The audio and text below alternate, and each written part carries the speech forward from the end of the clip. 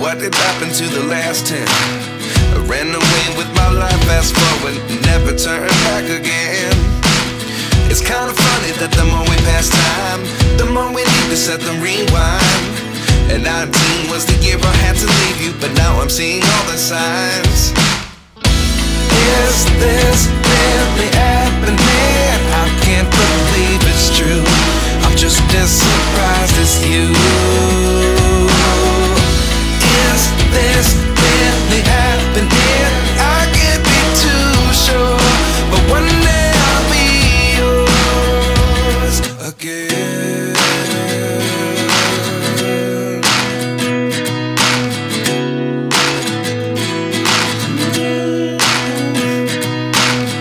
Life lessons come one in a dozen. The other 11 get something from nothing. I sit here looking for an answer. Maybe the biggest question was in the last chapter. You gave me the soul I have today. Without you I never could have moved away. But now I see what you teach. I do believe I always should have stayed. Yeah. Is this really happening? I can't believe it's true.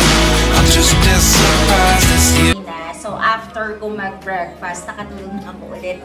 So hindi ko alam, antok na antok ako. Tuwing galing ng weekend, as in talagang antok na antok ako kasi maaga kami gumigising every Sunday. Then after nun, hindi naman ako nagsisiesta kasi sa hapon. So yun talagang bawi-bawi ako ng tulog. Talagang sobra, hindi ko alam, antok na antok ako. So ngayon mga kalokcheras, syempre ano ba ang daily routine ni Jella Pacheras. So after ko mag-breakfast, nakatulog nga ako.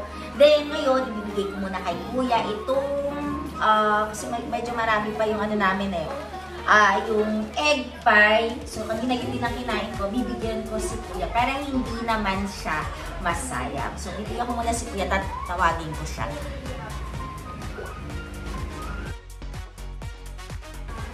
Wala pa si Kuya doon. Baka nag-iikot siya doon mismo dito sa sa building. So babalikan ko na lang mamaya kasi wala pa siya. So ngayon, anong oras na rin? Is past 10 AM na? 10 na ba? Or 9:30 pa lang ata. 9:30 pa lang.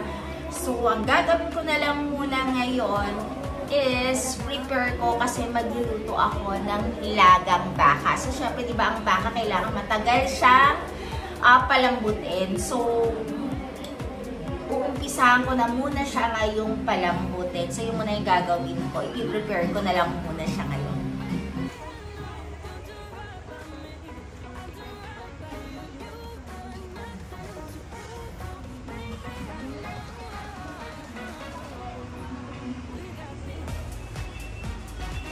Ayun, wala pa rin si Kuya dun sa labas, so sinilip ko. So parang iabot ko na rin sana bago ako mag-start. Pero since wala pa siya, siguro umpisahan ko muna yung sa nilaga ko. Salang ko na lang muna siya. Mamaya na lang, tignan ko na ulit si Kuya dun mamaya. Kasi baka nga talaga nag-iikot lang talaga siya. So mag-start tayo. Kunin ko na muna yung mga gagamitin ko.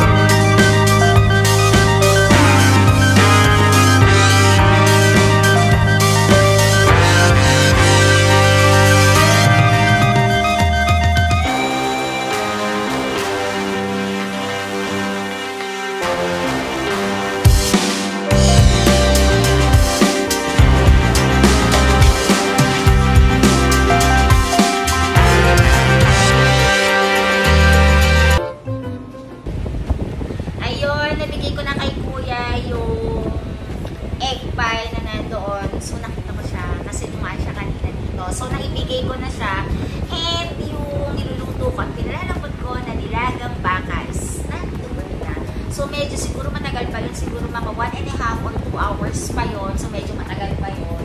So, diba? 11 AM na. So, mamaya-maya pa yun. So, next ko gagawin after ko rin ayusin yung mga dala namin.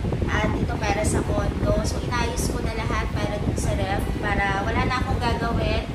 Then, ngayon next, syempre, ito na naman ang aking gagawin. So, tatapusin ko lang muna siya. So, itong nadala ko ng highlighter. So, itong highlighter to galing pa sa asawa ng kapatid ko. Kasi lang, dala ni Nanam na highlighters, wala nang ink.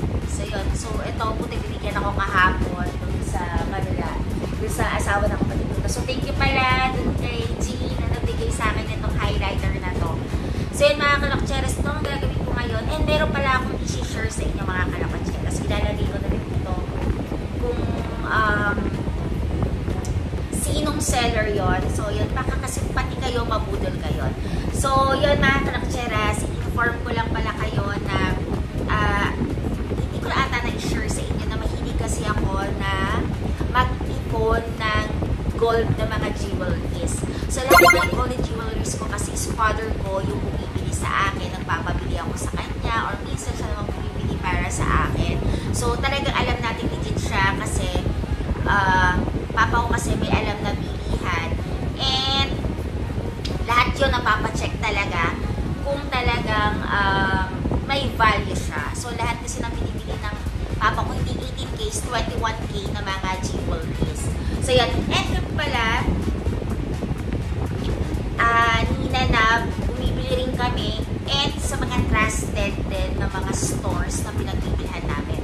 Then, sure na sure kami talaga na legit talaga siya and may value dahil pinapacheck ko siya sa father ko. Once na bumili kami ninanap ng mga necklace, ng mga earrings ko, kung makikita niyo mga sinusuot ko, lahat yon is 18K na gold. So yan, lahat yun. After namin bili ninanap, pinapacheck namin talaga siya talaga kung tama talaga yung grams niya, yung timbang niya. Kasi minsan kasi, si Papa kasi hindi niya alam yung mga style na gusto ko. So minsan sabi ko kayo na kami na lang ang bumili.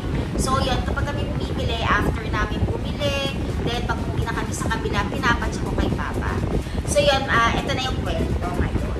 So yun, may ano kasi ako nakita. So alam naman natin na uso ngayon yung mga VCE. Alam niyo yan, yung mga VCE na necklace and earrings, bracelet na VCA na gold. So yan, meron ako nakita online. Actually, nakita ko na rin siya. Lumalabas din siya sa IG ko. Lumalabas din siya sa mga social media ko. So, tinry ko. Kasi para naman ako nagot ako. Yung mga ano niya, yung mga comment niya is parang maganda. Yung review niya na nakalagay doon is okay siya, legit siya. Nung una daw, nagduda siya, pasensya na, ganyan-ganyan. Then, akala ko totoo.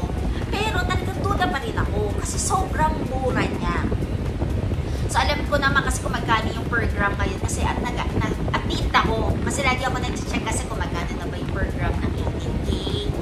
Then, yung mga inspired na mga VCA, yung ganyan, at tintin ako. Kaya lang, nung time na yun, sabi ko, itry ko nga kasi bakit ang mura? Kasi nakalagay naman din is less than daw na parang 1.something grams or mas mababa pa. So, syempre, hindi mo lang malalaman, di ba, hanggat hindi ka umu-order. So, umorder lola mo online. So, natuwa ako dahil COD. So, ibig sabihin, hindi ka malaloko kasi COD siya, pagdating sa'yo nung alahas, at saka niya sa'yo ipapadala yung, di ba? Once na ma-receive mo, at saka mo lang sa babayaran. So, nag-order ako online, mga kalakatsera. So, umorder na ako. Actually, ika 5 days niya. Kasi papadalang ka rin ng parang transaction number nung pinaka-seller. Actually, yung name pala niya is Chris Puy. Siguro nakikita niyo rin siya.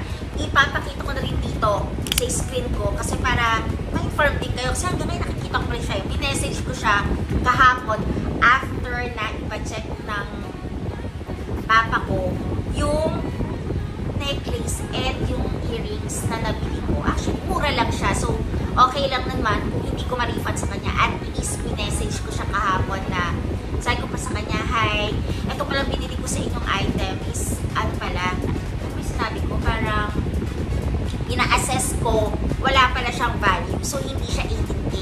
So, So, ibig sabihin, parang fancy lang siya. Fancy na mga alas lang, na mga pang, siguro mga pang, ano lang, fashion lang ng earrings. At ako naman ayoko. Kaya pala nung kahapon, check na yun, nalaman ko na siya kagabi. Nakita na dito, may pinakita ako dito sa likod ko. Parang may sugat ako. So, yun na nga. Siguro nga, dahil hindi nga siya tunay. Dahil pinacheck nga ng papa ko, hindi na nag-reply sa akin na sir. So, okay lang yun. Pero mga kalakcheras, ilalagay ko dito kung saan ko siya binili. Kasi murang-mura siya. Kasi una, before ako bumili, nag-message pa ako sa kanya, bakit po pala mura? Sabi ko gano'n. Kasi parang napakamura po niya para sa 18K. So, gano'n. Sabi niya sa akin, nag-reply siya, kasi po direct supplier po kami. And tax-free po namin siya nakukuha. So, tax-free, so, ibig mas mura. So, sabi ko, ay, makangabog, ganyan-ganyan. Then, after na nino-receive ko na nga siya, last Friday, nakaabot pa siya, nandito pa kami, tuwa pa ako. Pero parang, ano rin ako ng onte kasi pagkaiba yung kulay niya, masyado siyang madilaw sa mga, sa usually na mga alahas na nabibili namin. So, yun. So, parang then, sabi ko, sige, okay lang, kasi parang ang ganda naman, kasi hindi parang pinansin. Pero nung hindi na kami parang gano'n, hindi pa ako bumibili ng bracelet na. Then, sabi na, pa-check ko muna before ka ulit ang order, kasi napakamura talaga. Tapos sabi ko, sige. Then, pag uwi namin nung Sunday na siya, pa-check ng papa ko. So, yung pag-check, pag uwi ng papa ko talagang, sabi ko, ay, pero sabi ko, okay lang, hindi naman masakit. Pinibiro pang ganyan sinanab. So, yun, talagang kailangan mag-ingat. First time yun, mga kalakcheras, na dapat talaga hindi ka talaga order online. Yun lang ang sasabihin ko sa inyo. So, first time lang nangyari sa akin yun, dahil natuwa lang ako, dahil gusto ko nga yung PCA. So, ngayon, baka hindi ko siya gamitin kasi parang medyo makatili naman siya dito. Pero siguro pang araw-araw, pwede gamitin. Pero ayoko siyang gamitin kasi diba nakakasakit lang ng puso, parang gano'n. Tsaka ayoko rin gumamit ng mga gano'n, parang niloloko ko yung sarili ko na fancy lang yung suot ko, parang gano'n. So yan, ilagay ko na rin siya sa, dito sa description box kung saan yun na binili. So okay lang naman. Pero seller, kay Miss Chris Uy pa yun. So nag-reply pa siya sa akin nung nakaraan na parang nag-inquire ako kung meron siyang bracelet So parang ang mura naman talaga sobra. Then nag-search pala ako sa internet. Ito pa, nag-search ako sa internet paano malalaman. Yung hindi pa na siya nag-check sa papa ka, nung night pala before kami uwi sa kabila, sa papa ko. Parang nakalagay doon, kapag kumuha ka ng magnet at yung dumikit yung sa magnet, sure ka na hindi siya totoo or hindi siya tunay na gold. So yun, parang may halo siyang nickel or ganyan-ganyan. So yun lang, share ko na sa mga kalakcheras. So nilalagay ko na lang dito yung pinagbilihan ko kasi napakamura, diba? From 3,499 siya, para bumaba pa siya ng 1,000 something lang. So yun, napunta ko sa parang grabe naman atang mura to na set siya, diba? Kasi mga binibili mong alahas is parang, yung mga nabibili ko alahas parang 15K, ganon, 15K pataas. So parang, diba, nagulat ka. So yun, pero okay lang yun. At least, diba, ngayon, alam ko na sarili ko na hindi na ako order sa online kahit na ba ini-sponsor pa yan ng iba. Or, kasi marami na kasi mga vloggers ngayon na nagpapakita na mga intelligent na alas, ganyan-ganyan. Siguro, mas sure pa rin ako na siguro magpapabili na lang din ako sa father ko. And also, ako na lang, kasi meron naman kami store talaga na pinagkukuha na talaga ng alas. Na talagang alam ko talaga na legit ang gold at nice. So, yun lang ang masasabi ko mga ganyan. So, ingat-ingat lang tayo. So, yun ang gusto ko rin parang i-share sa inyo ngayon. Mag-ingat lang kayo. And lalo na syempre, kung hindi kayo masyado pang marunong tumingin ng product. Yung una talagang, in-order ko, sabi ko, hanggang talaga duda pa rin ako Sabi ko na, ay, antayin natin. Sabi ko kay Nanang na, natin kung talaga kung sabi ko gano'n. Ayan, syempre, dahil nagpapacheck kami lagi, every time na bumibili kami, pinapacheck namin yung kung tunay siya talaga, yun lang maganda. And kalakcheras kayo pala, kung alam niyo, kung meron kayo napanood online na parang mga ganyan, mga vlogger or kahit na na ganyan na okay lang kung hindi kayo sure kasi na kung totoo talaga yung binibili ninyo. Pag once na nabili ninyo, try nyo dali sa mga pawn shop or sa mga sa mga pawn shop, mga Cebuano or kahit saan. Kasi sila, kaya nilang i-check yung mga ganun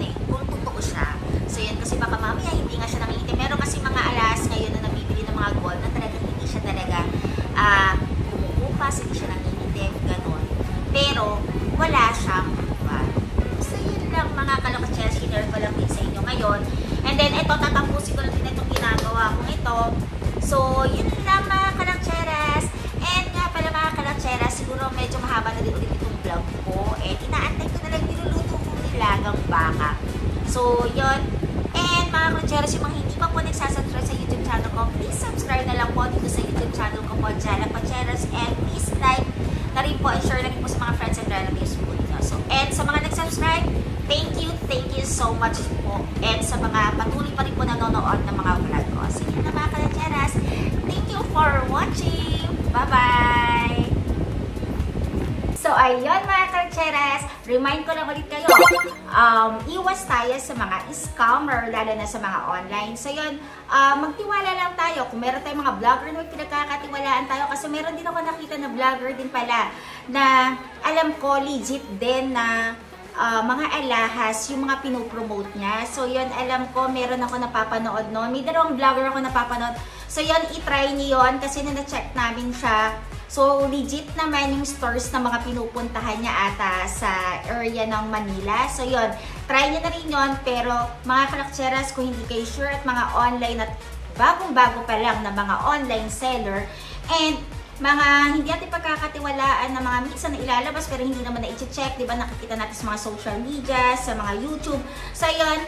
Remind ko lang kayo na dapat lagi pa rin tayo maingat. So, yun ulit mga Crucheros. Bye-bye po ulit!